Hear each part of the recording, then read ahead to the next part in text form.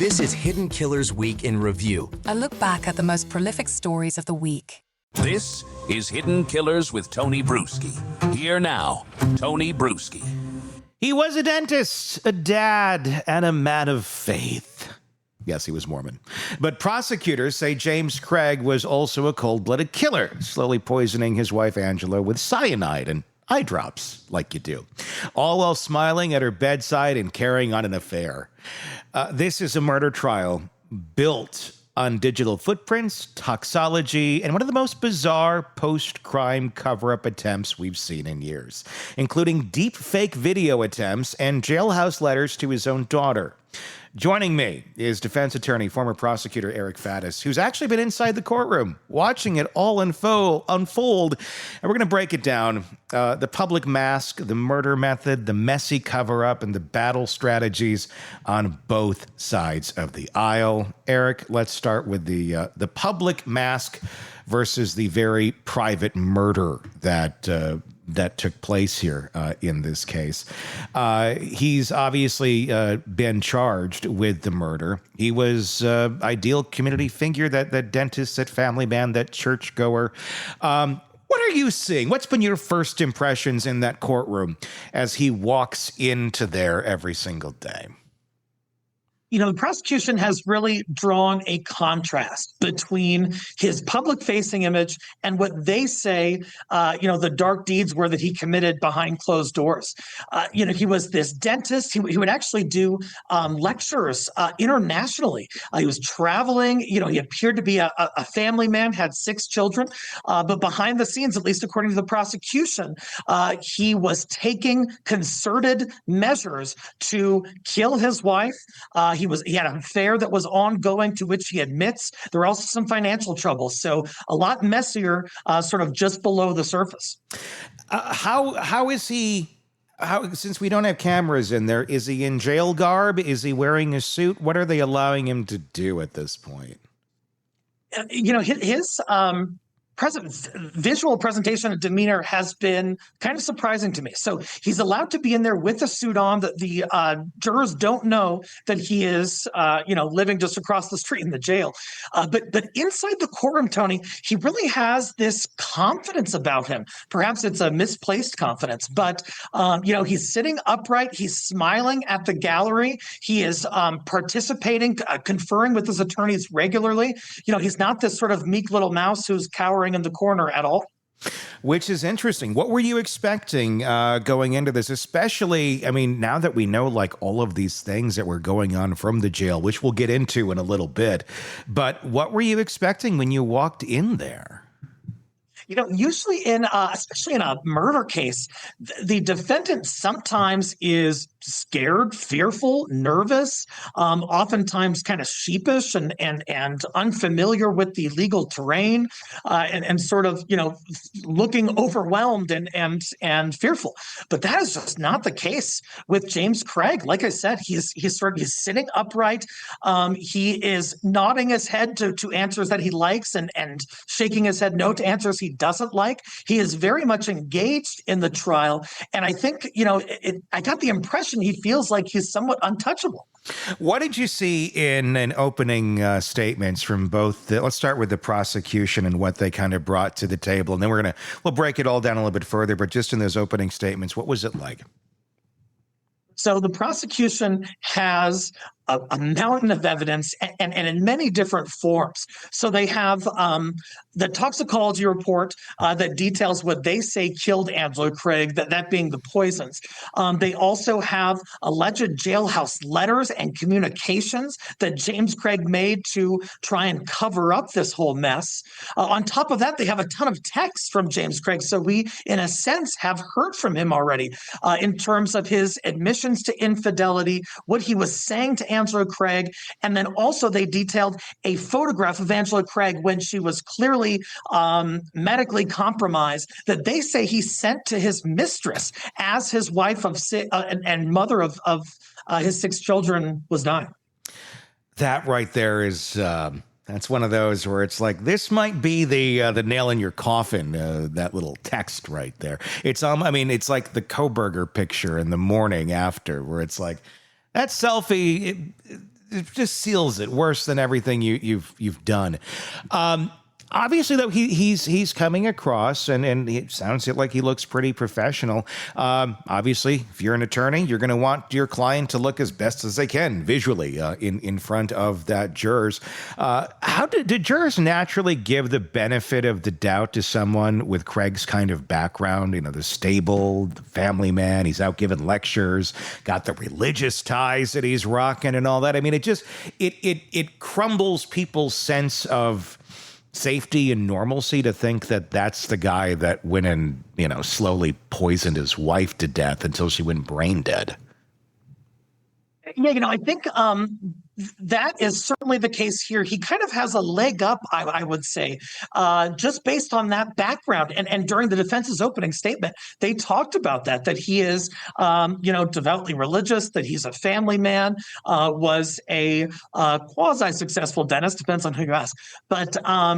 But yeah, they really sort of painted a picture of him that was starkly contrasted with what the prosecution's opening said. And also, Tony, during defense's opening, they kind of went after Angela Craig, the alleged victim in this case, calling her manipulative, and said there's going to be testimony to the effect that she was a manipulative person. We haven't yet seen that inside the courtroom. How do you think that's going to go? I mean, to go to the dead person and say, well, she was manipulative. Yeah, he was slipping her Visine by the gallon. It's kind of like, okay, yeah, you can be in an unhappy relationship. You can have a partner that's manipulative, but the way out isn't murdering them.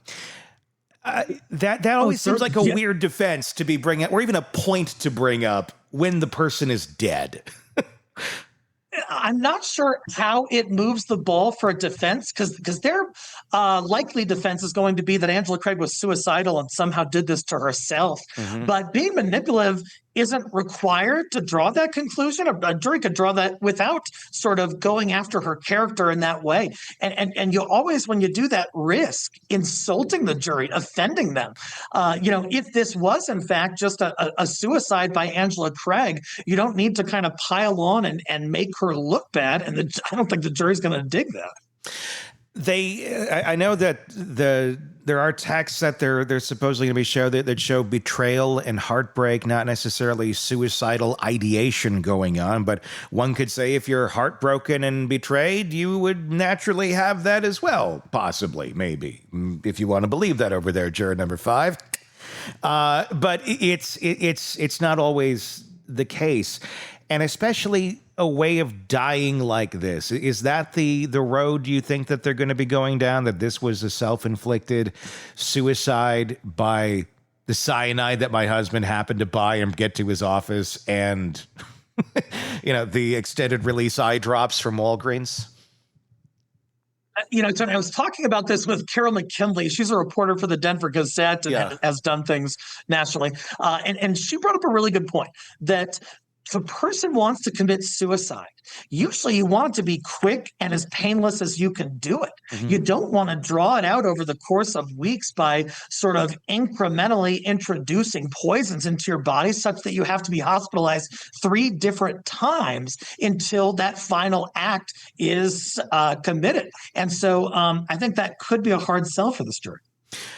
In the setting, as well, I want to talk about that, and as far as how that will play to the jury, and the fine line, I would imagine that the prosecutor is having to walk in this case, because number one, you don't know where the jury is sitting on this guy. If they're looking at him as, well, he's coming across as this affable family man, maybe he's being wrongly prosecuted, and if you go at him too hard, that can fire back at you the wrong way. And then you also have the religious component of it as well. He was a Mormon. And for whatever reason, we can add this to our ungodly high list of Mormons committing crimes. I don't know why it's insanely higher than other groups of folks, but it is. You got that aspect, and it's being tried, in an area where you have a fairly large community of that going on. I'm not saying there's anything wrong with it. All I'm saying is, sometimes it makes it more difficult when you have members of your same religion on that jury, because it's that acceptance thing, not wanting to believe that there's a world where someone else who was like this could actually be like that. Totally, Tony. I think the prosecution has done a good job walking that line. I actually personally know the prosecutors very well. Ryan Brackley, who's the second in command at that office, is the lead prosecutor on the case. Mike Morrow is another prosecutor. I've done tons of trials with them. And the way that they've been approaching this is really in kind of a matter of fact and rather meticulous fashion. It's been pretty dispassionate. They're not, going and saying, hey, he's a dirty, rotten SOB. They're kind of saying, hey, look, this is the evidence. These are the text messages, and allowing the jury to sort of draw whatever conclusions they're going to draw about him. So I think they've been doing a good job of not kind of overstepping that boundary and possibly hurting their own credibility by going after James Craig too aggressively. They haven't been doing that. Whereas on the other hand, the defense has been somewhat aggressive, and I think it's kind of because they have to. Prosecutors, of course, allege Craig slowly poisoned his wife, Angela, with cyanide and tetrahydrolazine. That's the stuff that's in the eye drops. Both chemicals ordered using aliases and shipped to his office. So it wasn't just as he went down to the Walgreens and said, here, honey, we're going to have a Coke and Visine tonight. It was the actual active chemical that's in there that does it. So if you do it at a higher dose, it's going to be more effective, depending how you're looking at the word effective. Both, again, using aliases and shipped to his office. The poisoning timeline aligns very closely with his online searches and Angela's medical symptoms. So when prosecutors are building a case around poisoning, what extra challenges or advantages do they face in a case like this with, the weird shipments to the office? It seemed to be the same things that are in her system. Well, from the prosecution's perspective, thank heavens they got an autopsy, because James Craig actually was talking with his daughter about not wanting an autopsy. And now we can, infer why that might be. But the autopsy is so critical in this case because it really details the chemicals that were in her body and how they led to her demise. But still, there are some difficulties because, these things happen behind closed doors. James Craig wasn't introducing poison to her, in front of the other 6 kids or in front of coworkers or anything like that. The allegation is that he put it into her protein shakes and then on the final fateful day went into the hospital and introduced cyanide into a pill that he somehow got Angela to take. Now, again, there aren't witnesses to that. There's no video to that. And so the jury is going to have to kind of connect the dots, and there are going to be some disconnects throughout that entire factual chain. Now, let's talk about that a little bit. I mean, this data is showing a clear timeline, the purchases, the search history, the hospital visits. I mean, is that going to be enough to convince a jury? What sort of holes are you seeing that could be poked into this thing? So James Craig, depending on who you ask, but it appears he did a reasonably okay job at trying to kind of hide this and cover his own because with respect to the poison shipments, he allegedly told his daughter in a letter or verbally that Angela Craig actually wanted the poison but couldn't get it. And so he was the one who went out and got it for her. There are some text messages from Angela Craig in which she appears very distraught based on the infidelity. And so I think defense is going to use that and say, hey, no one can show that James Craig actually introduced this poison into Angela's system. And on top of that, there is at least some evidence that Angela was having a tough time emotionally and mentally. And I think they're going to try to pull all this together to say, hey, jury, that's reasonable doubt as to whether she died by suicide. I bought my wife the poison because I'm cheating on her. And then it wasn't me. It's like the Shaggy song, literally. Like, hanging on the bedroom floor. Bought my wife some cyanide last night, then she drank it out the door. Now she's in the hospital with a coma for the last 5 days. That was the original. That was the album cut, the radio edit they had. That was a heck of a remix there. They had to tone it down for the radio. It was too much.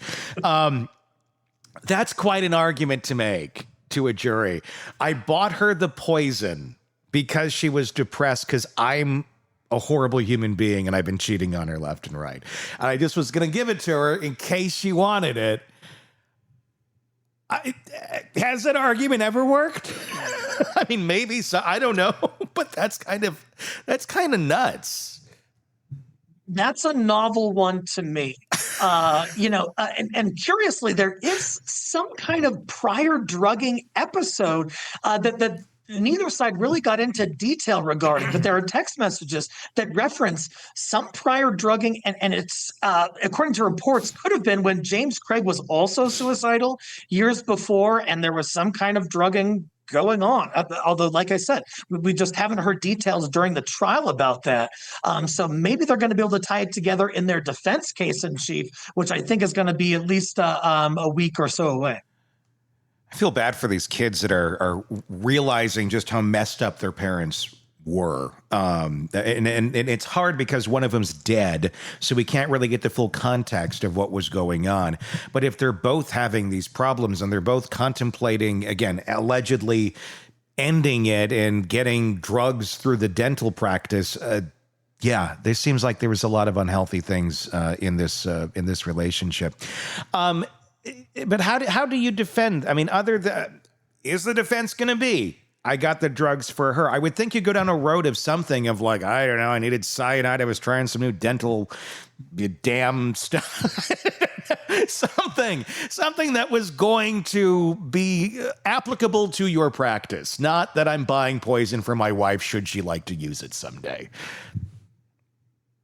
Certainly that was an idea that was considered, but in court, Tony, James Craig's dental partner, Dr. Ryan Redfern, I think, preempted that defense entirely because he got up on the stand and he said, hey, look, in my 20 plus years of being a dentist, arsenic has never been something that has a legitimate purpose in dentistry. Cyanide has never been a chemical with a legitimate dental purpose. And so certainly that could have been an argument raised, but I think James Craig's own dental partner sort of cut that off. I don't think they can argue that. I don't know how or what dentists have access to ordering. I would imagine, there's some restrictions on what you can and can't order, like, can't just go order like uranium or something for fun.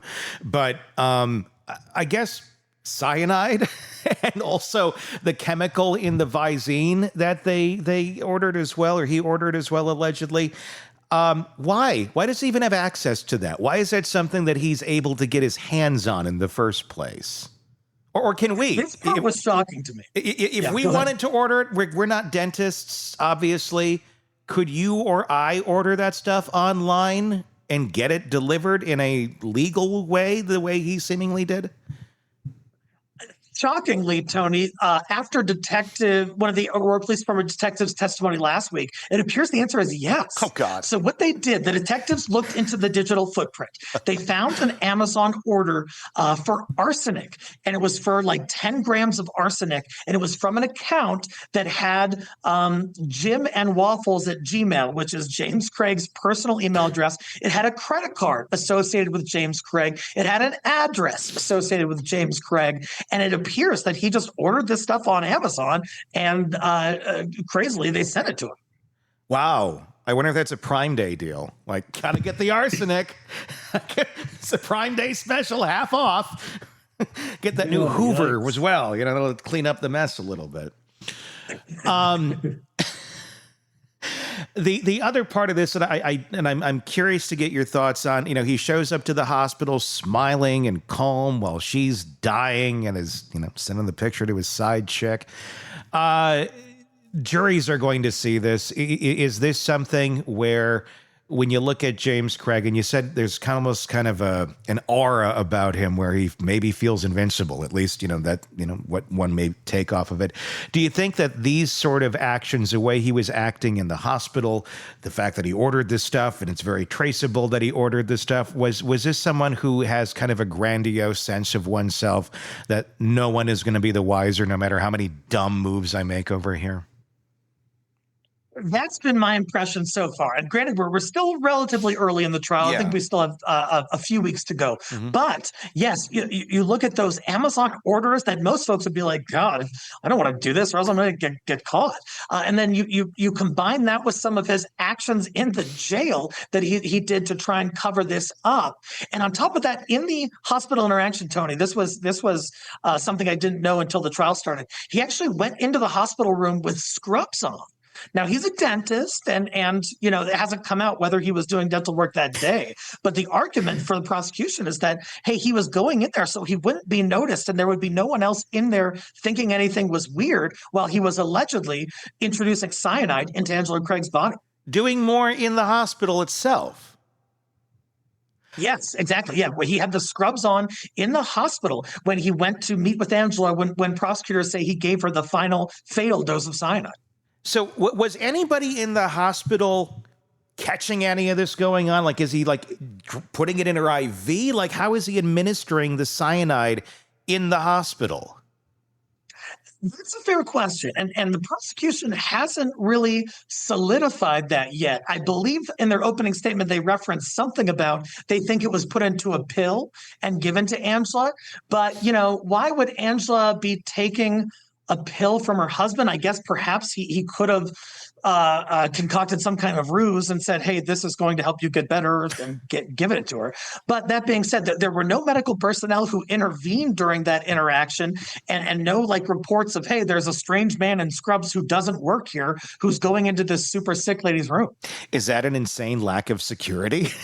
More than anything else? I mean, anybody in theory, unless you got somebody guarding your door, if it's visiting hours, I guess you could sneak into the bathroom, throw some scrubs on, get the same color everybody else is wearing, and blend in fairly well. People may go, who's that new guy?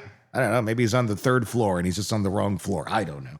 They got Charleston Chews in the vending machine on this floor, and it's what he came up here for, and to give a cyanide pill to his wife. I don't know. I mean, it just seems, I don't know. Is that a lax area that maybe there should be a little accountability for? It could be. And, testimony from the medical personnel, there was a doctor on the stand earlier in the trial, multiple nurses, and they kind of said, hey, this was a very busy day, the multiple days that she was in the hospital. Sure. We had a lot of cases. In fact, some of the nurses who testified didn't even have a personal recollection of seeing Angela. They had to reference their notes and then sort of testify based on the notes. So it sounds like there was a lot going on. There are traveling nurses, so new personnel. Folks might not, raise an eyebrow with someone who goes in scrubs to a hospital room, and they might just think, hey, maybe that's a new guy or a traveling nurse or something else. Yeah, I mean, if it's just another normal day at the office, because there's a lot of commotion and that's just how it is, you really wouldn't think a whole lot.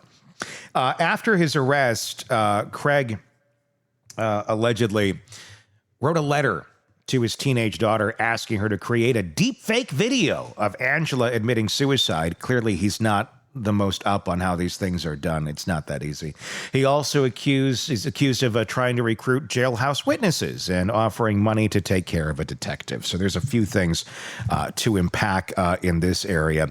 How damning is it when the defendant is shown to be orchestrating a cover-up after the alleged crime itself, especially if you're pleading innocent? If you are factually innocent, if you didn't do anything, it's a tremendous gamble to try and off the lead detective solicitation of murder. And then on top of that, to recruit your own children to try and fabricate evidence, potentially exposing that kiddo to their own criminal liability. These are some audacious moves from behind the prison bars there in jail. And so very surprising and kind of consistent with this alleged image that James Craig thinks he's untouchable and can kind of get away with whatever. How did that play out in the courtroom when this was brought up that he was asking his daughter to go and create deep fake videos, really erase your metadata, and using words that he clearly doesn't quite understand how they all apply? You can't just go deep fake mom asking to kill herself. I mean, it would take a little work. And I know how to make these sort of things. Even that would be a difficult one to do today, to make it especially stand up to anything, it would be found out to be fake. Is he just that stupid? And also, what happened with the daughter when this request was made? Yeah. So, in terms of the daughter's testimony, first they talked about how the daughter felt about her mom and the mom's future plans. She wanted to be a grandmother. She wanted to move into her forever home sometime soon. All of that's inconsistent with suicide. And the daughters were just saying, how great the mother was. And then they contrasted that with this alleged request by way of a letter from James Craig to his daughter to do the deep fake video, which, in this day and age, they have digital forensics experts. They can bring in Secret Service folks, high level professional witnesses who can really pick apart some kind of deep fake video, look for clues that indicate that it's fake. And so I'm not sure how he thought he would get away with this and not be found out. Now he's going to say that these jailhouse snitches and one of them was actually a conduit for the letter. Allegedly, James Craig gave it to an inmate who then gave it to the daughter. They're going to say that all of this was made up and these jailhouse snitches are just trying to curry favor to get their own benefit on their own cases. So that's the excuse. It's all fake. Didn't happen. Not real. I guess that's the easy way of trying to explain it. It just didn't happen. That's not. The daughter, did she testify? Two daughters testified. Whose side are they on right now? So the takeaways from their testimony and sort of just the tone of their testimony really seemed to be praising their mother, talking about how great the mother was. She was a mother of 6, and that this was the thing that she was best at, was being a mother. And so some really heart-wrenching testimony in there from these daughters who appeared to be, in a sense, aligned with their mother. They were called as witnesses for the prosecution. So by that very nature, they're testifying against their father. And there weren't too many points scored by the defense during their testimony. So at the end of the day, I would say that they supported the prosecution and the alleged victim, Angela Craig. I mean, they could have pleaded the fifth if they wanted to support their father, correct? I mean, that could have been part of the equation. I mean, this really does show us that they probably have accepted maybe who he is. That would be an interesting conversation to have. How old are these kids? Everything I've been reading is they're teenagers. I mean, how old are they that he's making these requests of them? So there is an order by the judge in the case that prohibits disclosure of the children's names. Yeah. However, the children who testified, I believe they were in their early 20s, like 20 and 21 or so. So they're adults. So still pretty darn young. Young, but adults. It's not like a 12-year-old. Adults, yes. Okay, Yeah. all right. I mean, when you have this kind of manipulation going on, I mean, of course you can say, well, it's all a lie. Then the jury's going to have to, wade through that. What about the other accusations that are flying here, that he was trying to put a $20,000 hit out on, what was it, the DA? I mean, a $20,000 hit and also trying to influence some witnesses here. How has that played out thus far? Yeah, so we haven't gotten really to the meat of that just yet. The allegation is that he tried to put a hit on lead detective Bobby Olson. She is a detective with the Aurora Police Department in the Major Crimes Unit. She is at the helm of this case, and so whenever there is a threat on law enforcement, prosecution takes that so seriously. In part because they work hand in hand with these folks on a day-to-day basis. They develop a rapport. And when you're going after a lead detective, you're kind of going after one of their own. And so the prosecution are certainly taking that extremely seriously in terms of how they're going after James Craig for that solicitation of murder charge. Like what exactly are they alleging happened here behind bars, where he makes this request out there with the offer of $20,000? My understanding is that he made several requests behind bars. One of the requests was to an inmate to try to arrange for lead detective Bobby Olson to be killed. We haven't heard really the finite details of that just yet. I think they're going to get into that this week. But in addition to that, he approached some inmates who were there in jail for fraud and for kind of a forgery ring, and he wanted them to try to drum up and fabricate some kind of evidence to show that Angela Craig was suicidal, that he was then going to combine with this deepfake video he wanted his daughter to make. Has he completely just lost his mind at this point? I mean, this is just so grandiose. I mean, like, no one's going to raise a red flag. Oh, the lead detective dead. I wonder if it's connected to any of the cases this lead detective might be a part of. Hey, maybe this guy over here who has a history of trying to kill people. So is this going to be another thing that the defense is going to argue it's fake, it's made up, somebody is doing this to garner favor with something, and this is something he just didn't do? I believe so. At least one of the requests that James Craig allegedly made of an inmate was just verbal. So they don't have like a letter. They don't have texts or emails or something like that. They're just saying that there was a verbal exchange inside the jail. And what the defense is going to say is that, hey, you can't believe these inmates. They knew this was a high profile case. And what they did was they made some stuff up because they thought it might help their own cases, might mitigate their own sentences. That's the horse defense is going to ride on many of these activities inside the jail that James Craig allegedly perpetrated.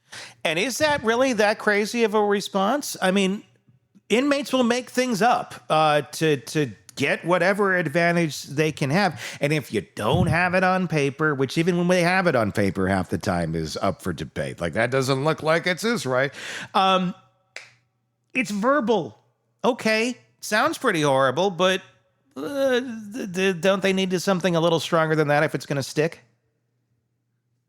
It would certainly be helpful to have that. I think the way the prosecution is going to handle it is to say, hey, there are all these measures he took within the jail, some of which does have documentation, like letters, like requesting his daughter do the deep fake. And so it's not really a logical leap to say, oh, and he also took these other consistent, very similar measures, all with an objective to cover up this murder of his wife. I think that's the way the prosecution is going to play it, even though they don't have, some smoking gun of a text message saying, hey, go kill the lead detective. They're going to bring it all together and say, hey, if he did X, he probably did Y. Yeah. Yeah, like if you're capable of doing this, you're certainly capable of doing that. And I would say in a lot of cases, that's a very true statement, but that's not how we decide guilt and innocence in our country.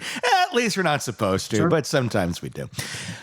Every trial has a rhythm. It starts with a slow burn of discovery, the evidence, the prep, the positioning. All of it, the prosecution is now threading together motive, financial strain, the affair, the image control, the means, the poisoning, the post-crime consciousness of guilt. The defense is leaning on the lack of eyewitnesses here, the alternative explanations, the personal, emotional complexity. How tight does a prosecution case need to be when, this is largely circumstantial? Is the digital evidence going to be enough, in your opinion, here in a case like this? We've seen a lot of interesting outcomes lately where, of course, all it takes is one. But one, I don't know, feels like it's coming by a lot easier than it used to. This is such a tough case for the defense because, like I said, there's the digital footprint, there's the toxicology report, there are actions taken allegedly with a consciousness of guilt to cover it up. If Angela Craig had died some other way, defense would have more outs here. But really, even though they don't have any burden, they don't legally need to do this, the jury's going to want to say, hey, what is the plausible alternative explanation as to how Angela Craig died of poisoning? And someone slowly administering poison to themselves over the course of weeks, suffering and suffering and suffering, is just not terribly plausible. What's your best route here? As a defense attorney, what's your best route to introduce a reasonable doubt? Is it just that there's all these other maybe possibilities out there. None of them are super strong, but just, you go at them in mass with a lot of things. Just scatter all this out there under the thing, and maybe you'll be distracted. I don't know. I don't know where you'd go on this one. That's really been the defense's approach. And I know Lisa Moses. She is the lead defense attorney, and she is very good. And she is on top of things. And she's scoring some points where she can. For example, when they were talking about the internet searches from a Google account, like how many grams of cyanide will kill a person and terribly incriminating searches like that, the defense did establish that, hey, it was the detectives who just went through the computer to find those searches. It wasn't a digital forensics expert, and the detectives did it in kind of a casual fashion that could give rise to some mistakes. Perhaps defense is going to argue that they planted some of these searches to kind of put their finger on the scale at the end of the day. And that's why everything needs to be done correctly. Otherwise, get situations like this where maybe this happened, maybe this didn't happen. Obviously, there's a big emotional narrative to this whole thing. The prosecution has created that emotional narrative. Craig wanted to escape the crumbling life, and he wanted out this way, so he decided to kill his wife. But again, it's a tough one when you got 6 kids. I mean, that is a hard pill to swallow, that dad would want to end life of mom that badly that he's going to go to that level. But obviously, he had financial troubles. That's documented. He had a mistress. That's documented. He had failing business partnerships. That's documented. How do you separate the bad character from the criminal intent and make that clear to a jury? Oh, sure. So, the defense did, I thought, a reasonably good job when they were talking about text messages. So what they were showing was that James Craig appeared to be trying to repair the relationship after the infidelity, saying how much he loves Angela Craig. He wants them to have a future. He wants her to be his wife going forward. And, arguably, all of that is inconsistent with wanting to kill her. And so I think that defense is trying to show the good side that they have of James Craig while all of this other kind of monstrous evidence is coming out. Are we going to see any other elements of character in this, of him acting nefarious? Obviously, we do have some after the fact in prison, but again, I could see that being spun of either it's just BS, it didn't happen, and they're trying to railroad him, or he's doing it because this is his only way out, because everyone's going to think he's guilty no matter what, so he has to do something to create this ruse that will bring you to the reality of what life actually is and not what they want you to believe. I could see that being the thing. But the thing is, beforehand, prior to all of this happening, do we have anything? Do we have any evidence of a character pattern of him being deceptive to others in life? I know there were some business issues that were going on. I don't think, obviously, a lot of those are getting into this trial. But a pattern of behavior that shows anything that would point to this guy being capable of killing his wife. Well, some interesting pieces of evidence have come out that relate to character already. So one thing that came out in court that I was unaware before this trial, and it was kind of a dramatic moment, the office manager testified. And what she testified to was that she developed an intimate emotional relationship with James Craig. That's how they put it. So you add that to his documented and admitted infidelity in December of 2022, 3 months before Angela Craig died. And then apparently there was infidelity going on for quite some time before that. And I think defense is going to argue that, hey, if some kind of new mistress wanted or caused James Craig to kill somebody, to kill his wife, that would have happened years ago, because he had he had multiple mistresses before that. And so they're trying to kind of turn that negative into a positive and spin it in a way that helps protect James Craig. Yeah, I mean, is it showing that he's, a manipulator and, a womanizer, or, I'm sure that's probably how they want to spin it, or is it showing that he's, capable of something much darker? Because you're right. Like, if he wanted out before and he seems to be going and living this life, why now would suddenly murder be the way out of it? unless we're looking at financial difficulties or some sort of reason to get out of this. Is that going to be part of the motive here in some way, shape, or form as well? Is there a financial angle to this?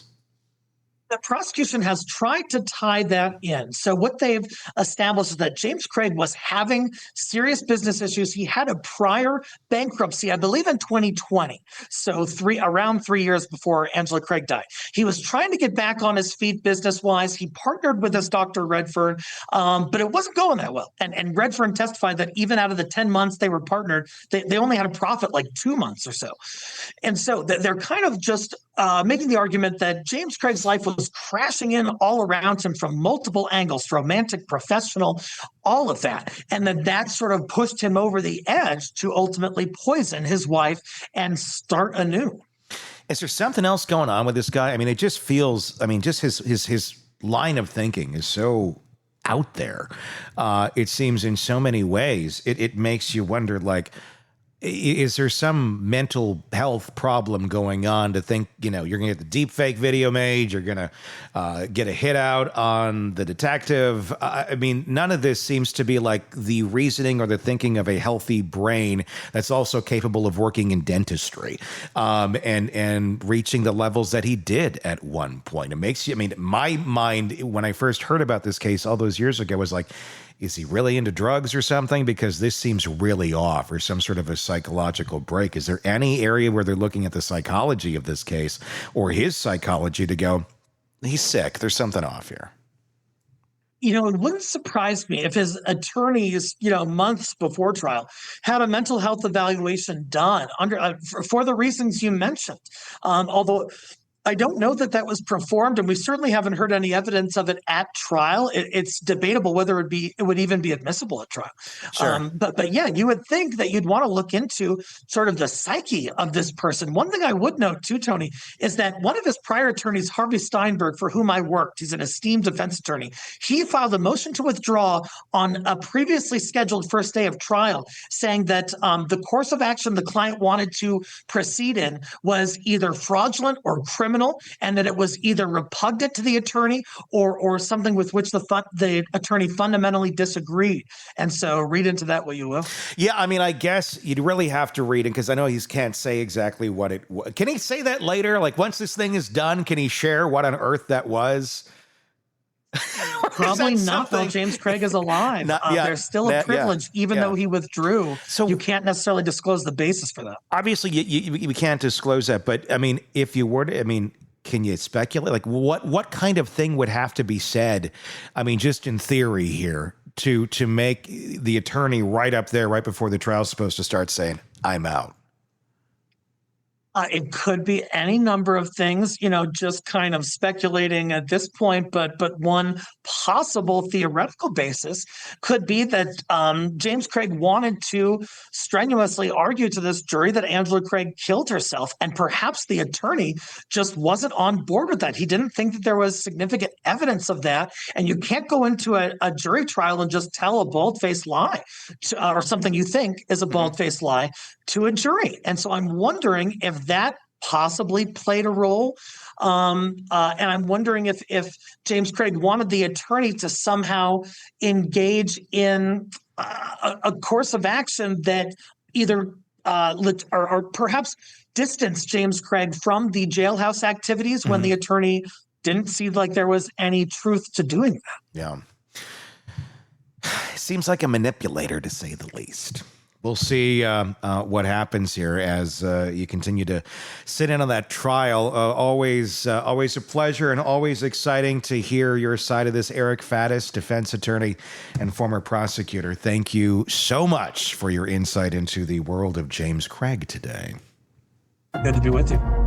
Craving non-stop true crime updates? Press subscribe now and get the latest cases, analysis, and expert commentary delivered straight to your feed. Only from the Hidden Killers podcast and True Crime Today.